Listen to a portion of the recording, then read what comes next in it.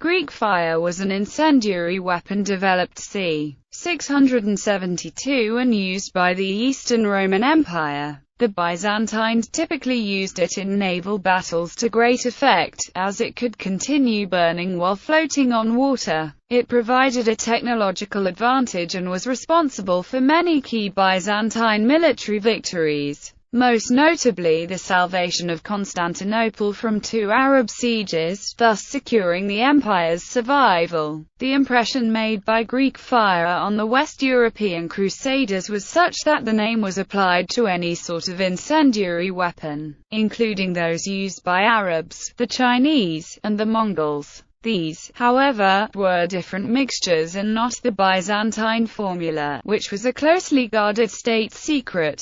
Byzantine use of incendiary mixtures was distinguished by the use of pressurized nozzles or siphon to project the liquid onto the enemy. Although the term Greek fire has been general in English and most other languages since the Crusades, in the original Byzantine sources it is called by a variety of names, such as sea fire, Roman fire, war fire, liquid fire, sticky fire, or manufactured fire. The composition of Greek fire is unknown. It remains a matter of speculation and debate, with proposals including combinations of pine resin, naphtha, quicklime, calcium phosphide, sulfur, or niter. History. Incendiary and flaming weapons were used in warfare for centuries prior to the invention of Greek fire. They included a number of sulfur, petroleum, and bitumen-based mixtures. Incendiary arrows and pots containing combustible substances were used as early as the 9th century BC by the Assyrians and were extensively used in the Greco-Roman world as well. Furthermore, Thucydides mentions the use of tubed flamethrowers in the siege of Delium in 424 BC. In naval warfare, the fleet of the Byzantine Emperor Anastasius I is recorded by the chronicler John Malalas as having utilized a sulfur-based mixture to defeat the revolt of Italian in A.D. 515, following the advice of a philosopher from Athens called Proclus. At that time Kallinikos, an artificer from Heliopolis, fled to the Romans. He had devised a sea fire which ignited the Arab ships and burned them with all hands.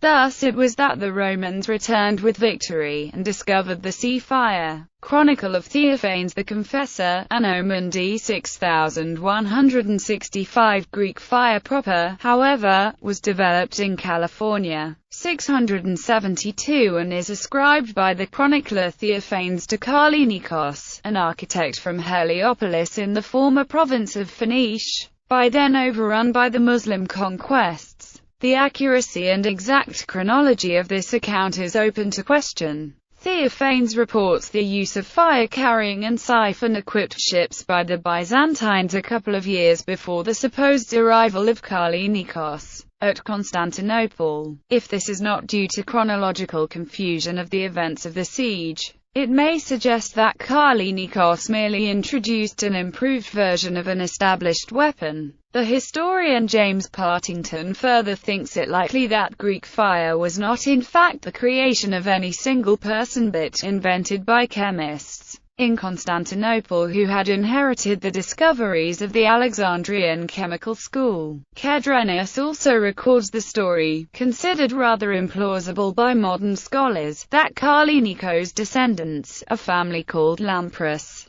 Brilliant, kept the secret of the fire's manufacture and continued doing so to Kedrenis' time. Kallinikos' development of Greek fire came at a critical moment in the Byzantine Empire's history. Weakened by its long wars with Sassanid Persia, the Byzantines had been unable to effectively resist the onslaught of the Muslim conquests. Within a generation, Syria, Palestine, and Egypt had fallen to the Arabs, who in c. 672 set out to conquer the imperial capital of Constantinople. Greek fire was used to great effect against the Muslim fleets, helping to repel the Muslims at the first and second Arab sieges of the city. Records of its use in later naval battles against the Saracens are more sporadic, but it did secure a number of victories. especially in the phase of Byzantine expansion in the late 9th and early 10th centuries.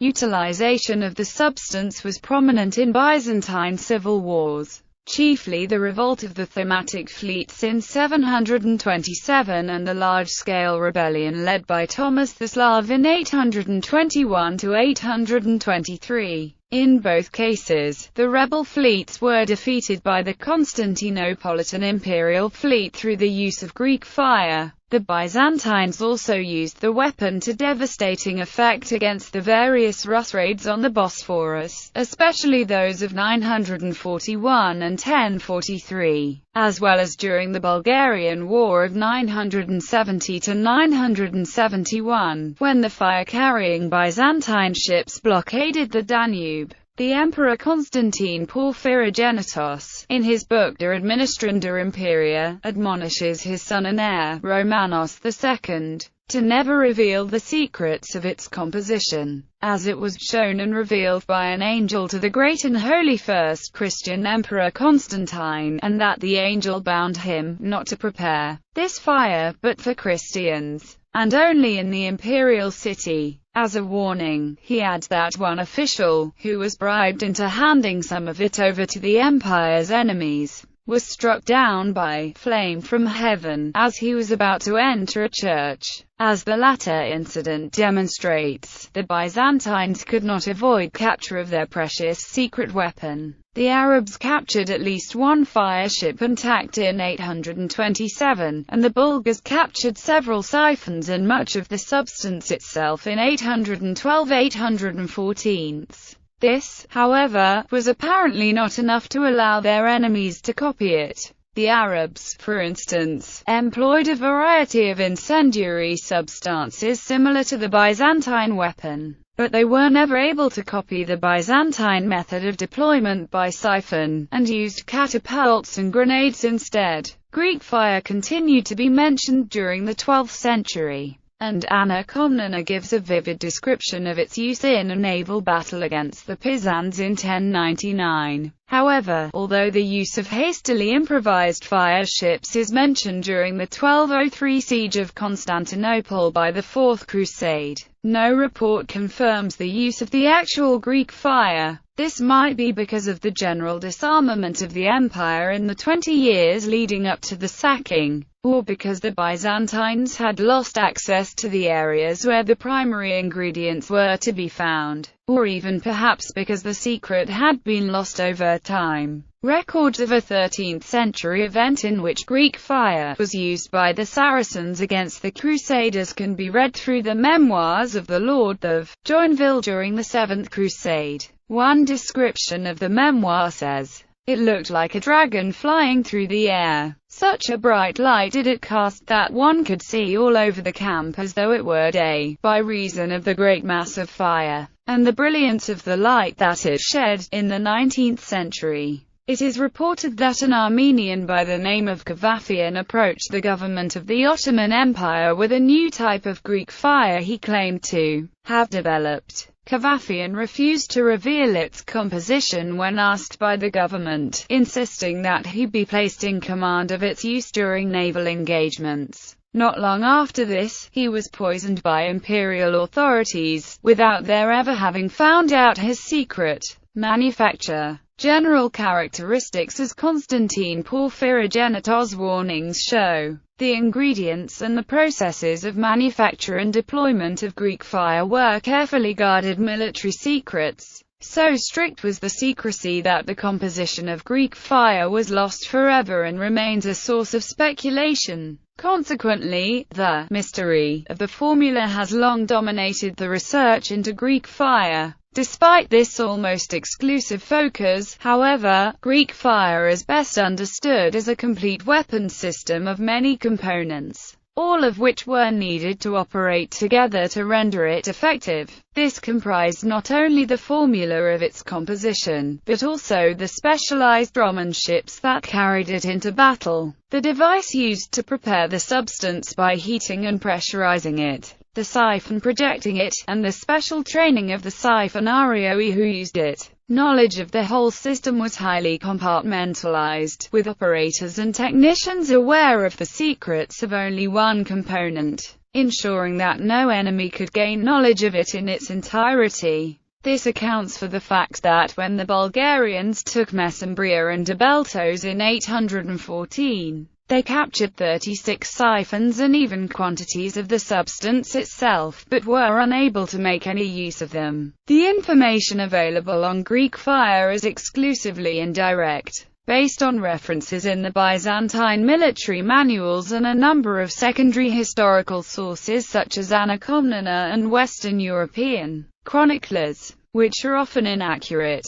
In her Alexiad, Anna Komnena provides a description of an incendiary weapon, which was used by the Byzantine garrison of Dyrrhachium in 1108 against the Normans. It is often regarded as an at least partial recipe for Greek fire. This fire is made by the following arts. From the pine and the certain such evergreen trees inflammable resin is collected. This is rubbed with sulfur and put into tubes of reed, and is blown by men using it with violent and continuous breath. Then in this manner it meets the fire on the tip and catches light and falls like a fiery whirlwind on the faces of the enemies. At the same time, the reports by Western chroniclers of the famed Ignis Graecus are largely unreliable, since they apply the name to any and all sorts of incendiary substances. In attempting to reconstruct the Greek fire system, the concrete evidence, as it emerges from the contemporary literary references,